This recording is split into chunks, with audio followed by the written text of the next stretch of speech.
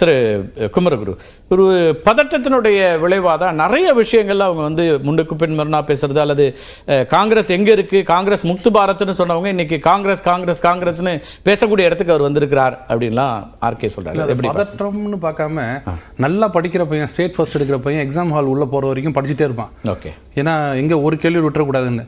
ஆனா படிக்க மாட்டேன், ஃபெயில் ஆகிட போறேன்னு நினச்சி என்ன கேட்டாலும் அவன் பாட்டுக்கு அமைதியாக போவான் பாருங்க. அது மாதிரி அவங்க இருப்பாங்க.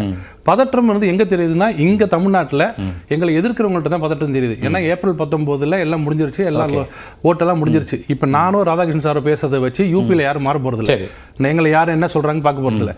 ஆனால் இங்கே பார்த்தீங்கன்னா அன்னிலேருந்து இன்னி வரைக்கும் நரேட்டிவ் எப்படி செட் பண்ணுறாங்கன்னா, முடிஞ்சிருச்சு பிஜேபி 150க்கு மேலே கிடையாது, நான் சொல்லிட்டேன் முடிஞ்சிருச்சு அப்படின்னு சொல்லிட்டு 400 கிட்ட அன்னைக்கு போகும்போது இல்லை ஆர்கே மட்டும் சொல்லல, அதுதான் யூபியில் இருக்கக்கூடிய செஃபாலஜிஸ்டோ, நார்த்ல இருக்கக்கூடியவங்க எல்லாருமே தானே இன்னைக்கு பேசிட்டு இருக்காங்க. இது ஒரு நரேட்டிவ். பிரசாந்த் கிஷோர் ஒன்று சொல்றாரு, அது நான் ஆர்கே அது வேண்டாம். அவர் 370 இப்ப இருக்கிற பிரசாந்த் கிஷோர் ஒத்துக்க மாட்டார். 2 வருஷம் முன்னாடி இருந்து ஒத்துப்பாரு. நான் என்ன சொல்றேன்னா, அது பார்க்கும்போது எல்லாருக்கும் மக்கள் மத்தியில் இல்லப்பா அது 400 வராதுன்னாங்களே, 200 தாண்டாதே அப்படின்னு ஒரு நரேட்டிவ் செட் பண்ணிட்டு நாங்க 400 கிட்ட போனோம் வச்சுங்களேன். இல்லை அது ஏதோ நடந்திருக்கு அப்படின்னு மக்கள் மத்தியில் இது சும்மா வரல. இப்போ நான் கூட விளையாட்டே சொல்லுவோம், நல்ல தோக்க போற கேஸ் தான் இருந்தாலும் ஜெயிச்ச தீர்வுன்னு சொல்லி கடைசி வரைக்கும் போய் தோத்துன அப்புறம் ஏதாவது ஒரு காரணம் என்ன பண்ணுவோம், அது எது தெரியுமா அதனால அப்படின்றதுக்கு அப்படி சொல்லுவாங்க. அது மாதிரி எதையாவது கொண்டு போய் நிறுத்தி இப்போ பார்த்தீங்கன்னா எக்ஸாமுக்கு ஒரு உதாரணம் சொன்னீங்கல்ல, தேர்வுக்கு போறதுக்கு முன்னாடி நல்லா படிக்கிற ஒரு ஸ்டூடெண்ட் வந்து கட்டாயமா கடைசி நிமிஷம் வரைக்கும் அந்த பதற்றத்தோட தான் இருப்பாரு. சென்டம் எடுக்கிற ஒரு ஆளா இருந்தாலும் அதுக்கான ப்ரிப்பரேஷன்லாம் இருக்கும். அதை பத்தி கவலைப்படுவோம், அதுக்கான விஷயங்களை படிப்போம். ஆனா ஆர்கே தேரவே மாட்டாரு. ஆர்கே பண்றதெல்லாம் எவ்வளவு அசிங்கம் தெரியுமா, ஆர்கே உடைய அப்பா ஃபெயில் ஆனவர் தெரியுமா அப்படின்னு நம்ம பரப்புரையில் நேருவில் ஆரம்பிச்சு சீக்கு அங்கே எங்கன்னு போறதுல அது எப்படி இல்லை பொலிட்டிக்கல் என்னன்னா, ஏன் காங்கிரஸ் எடுத்து கேட்குறேன் நீங்க.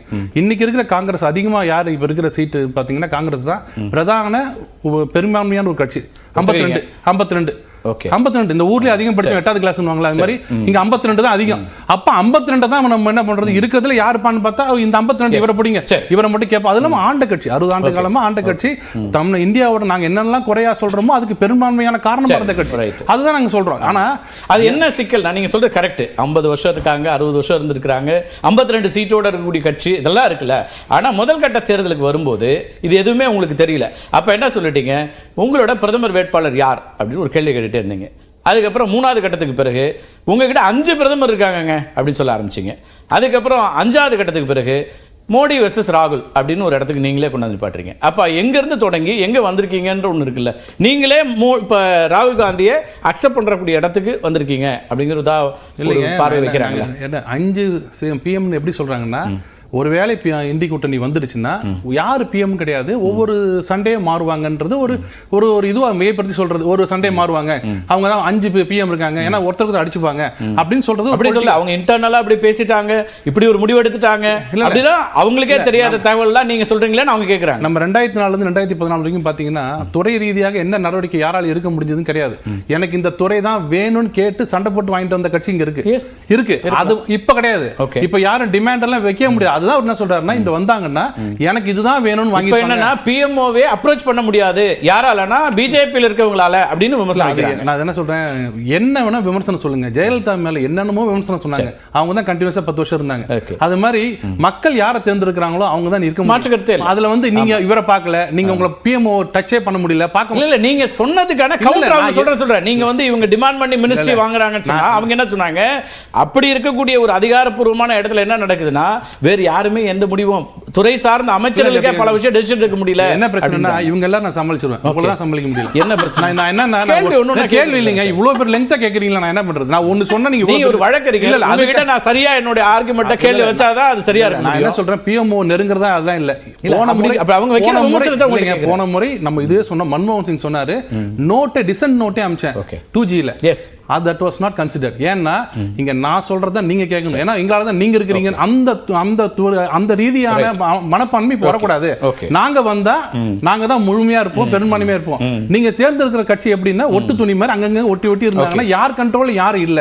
தயவுசெய்து புரிஞ்சுங்கன்னு சொன்ன. இதை பத்தி ஒரு விஷயம் சொல்றாருல, இந்தியா கூட்டணியின் ரத்தத்திலேயே சாதியவாத மதவாத குடும்ப அரசியல் கலந்திருக்கிறது அப்படின்னு ஒரு விமர்சனம். குடும்ப அரசியல் உங்களுக்கு தெரியும், குடும்ப அரசியல் நிறைய பேசியிருக்காங்க. குடும்ப அரசியல் பேசியிருக்காங்க, யார் குடும்பம் எத்தனை எத்தனை கட்சியில் குடும்பம் இருக்குது அதெல்லாம் தெரியும். சரி. அது மத ரீதியாக என்ன பண்ண ஷாபானு கேஸ்ல ஆரம்பிச்சு இன்னி வரைக்கும் மதம் மதம் மதம். இன்னைக்கு பாருங்க கல்கட்டா ஹைகோர்ட் வந்து குவாஷ் பண்ணியிருக்குது நம்ம முஸ்லீம் ஓபிசி கோட்டாவை அன்கான்ஸ்டிடியூஷனல் சொல்லி.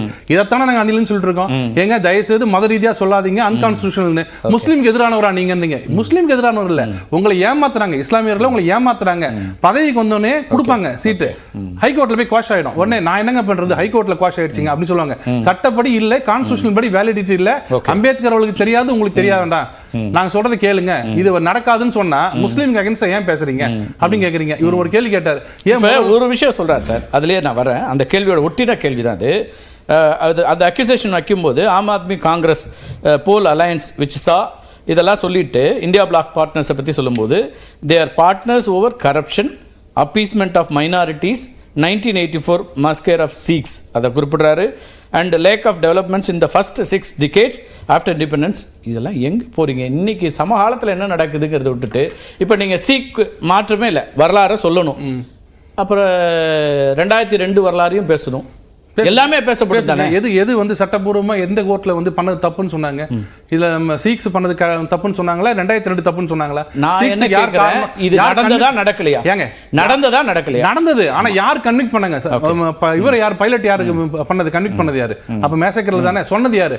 ராகுல் காந்தி சொன்னாரு. சிலதான் நடக்குங்க, ஒரு ஆலமரம் விழும்போது சின்ன சின்ன அது மாதிரி ஏதாவது நடந்தது ஸ்டேட்மெண்ட். இவங்க எல்லாரும் இப்படிதான் வருவாங்க. இன்னொன்னு ஆம் ஆத்மி பூனை வந்து இதுக்குள்ளார வந்துச்சு. அது வந்து எனக்கு அப்போ அதாவது ஒரு காருக்கு எதிராக பூனை வந்து அதுல வந்து மாட்டி செத்துச்சுன்னா எனக்கு பரிதாபமா இருக்கும்ல, அந்த மாதிரி ஒரு இது. நாய் நீங்க சாரி நாய் அதெல்லாம் எதுக்குன்னா, இப்போ ஆம் ஆத்மி காங்கிரஸும் கூட்டணி சேரும் போது எங்களோட கடமை என்னன்னா, எங்க ஆம் ஆத்மி வந்து உள்ள வந்து வெளில வந்ததை கொண்டாடுறீங்களா, பட்டாசு வெடிச்சு. கம்ப்ளைண்ட் கொடுத்தது யாருங்க? காங்கிரஸ் தானே கம்ப்ளைண்ட் கொடுத்தது நம்ம சொல்றோம். நேத்து சுட சுட செய்தி இன்னைக்கு சிபிஐ சிபிஎம் பத்தி காங்கிரஸ் சொல்லுது. சிபிஎம் இருக்கிற வரைக்கும் கேரளால எங்களால வளர முடியாது, கூண்டாச மாலை போட்டு வர வைக்கிறாங்கன்றாங்க. இது ஒரு கூட்டணி, இந்த கூட்டணி விமர்சிக்க கூடாது. சுட சுட இன்னொன்னு வந்துச்சு கோல் பத்தி சொல்லுங்க. நேத்திக்கு அருமையான விஷயம், நீங்களே எடுத்துறீங்க. சொல்லுங்க, அவர் பேசுவாங்க, அவங்க பேசுறப்ப டீடைலா விவாதிப்போம். கட்டாயம் விவாதிக்கணும் தானே. அதே கோல் பத்தி கேட்டிங்களா, நான் சொல்லலாமான்னு சொல்லுங்க. தமிழக அரசு என்ன சொன்னாங்க அதுக்கு? என்ன சொன்னாங்க? ஏன்னா தமிழக அரசு இருக்குல்ல, திமுக அரசு 2014 நடந்தது. உங்களை விட என்னை விட யார் இப்ப ஆட்சியில் இருக்காங்களோ அவங்க தான் ஈஸியா டிக் அவுட் பண்ணலாம். என்ன நீங்க எடுத்தீங்க எரிசக்தின்னு, ஏன் ஒரு வார்த்தை கூட அவங்க பேசல? இதுல வெறும் தமிழ்நாட்டோட சுருக்கி பாக்குறீங்க பாருங்க. அவங்க இந்தியா ஃபுல்லா கோல் பிசினஸ். நீங்க வந்து தமிழ்நாட்டோட ராகுல் காந்தி சொன்னது எங்க கரெக்டா சொல்லுங்க. தமிழ்நாட்டில் 2014 இருந்து கோல்ல 6000 கோடி அடிச்சாரு. தமிழக அரசோட ஸ்டாண்ட் என்ன? ஒண்ணு. அதுல இரண்டாவது, இங்க அதானி அவர்களுக்கு அதிமுக கொடுக்கறதுக்கும் அங்க மோடி அவர்களுக்கு இருக்கு என்ன சம்பந்தம்? அங்க ஏதாவது தவறு நடந்தா சட்டப்படி நடவடிக்கை எடுங்க. டெண்டர்ல என்ன பிரச்சனை நீங்க எடுங்க. ஆனா அதானி குரூப் நீங்க நோன் சொல்லிடுச்சு, அது இவர் ஆர்கே ஒத்துக்க மாட்டார், அதானி எது சொன்னா ஒத்துக்க மாட்டார். ஆனா அவங்க முடிவு பண்ணி முதல் கட்ட சட்டப்படி முடிவு பண்ணி. Okay right. சூர்யாட்ட போயிட்டு வரேன். திருவண்ணி சூர்யா, நீங்க என்ன விஷயங்களை கையில் எடுக்கிறீங்க? அரசு இங்கே தேர்தலாம் முடிஞ்சு போச்சு, ஆனாலும் ஏதோ ஒரு விஷயத்தை கட்டமைக்க முயற்சி பண்ணிட்டே இருக்காங்க அப்படிங்கிறாரு. இல்லை, அதுக்கு முன்னாடி சார் சொன்னாங்க 100 மார்க் எடுக்கிறவனுக்கு கடைசி நிமிஷம் வரைக்கும் பதட்டம் இருக்கும் அப்படின்ட்டு. அது 100 மார்க் எடுக்கணுங்கிற பதட்டமாக இருந்தால் பரவாயில்ல, 35 மார்க் தான் எடுத்தான்னு அவங்களே சொல்லக்கூடியவன் வந்து நம்மளை பீட் பண்ணிடுவானோ அப்படிங்கிற பயமும் பதட்டமும் இருக்கிறது தான் இங்கே பிரச்சனையாக இருக்குது. அது ஒன்று. இன்னொன்று, ஒட்டு துணி கூட்டணிகள் அப்படின்னாரு. அதாவது இதுக்கு முன்னாடி அமைந்த யூபிஏ கூட்டணி எல்லாம் ஒட்டு துணி அப்படின்னாரு. வாஜ்பாயும் ஒட்டு துணி வச்சு தான் ஆட்சி நடத்திக்கிட்டு இருந்தார் அப்படிங்கிறதையும் நம்ம சேர்த்து பார்க்க வேண்டி இருக்குது.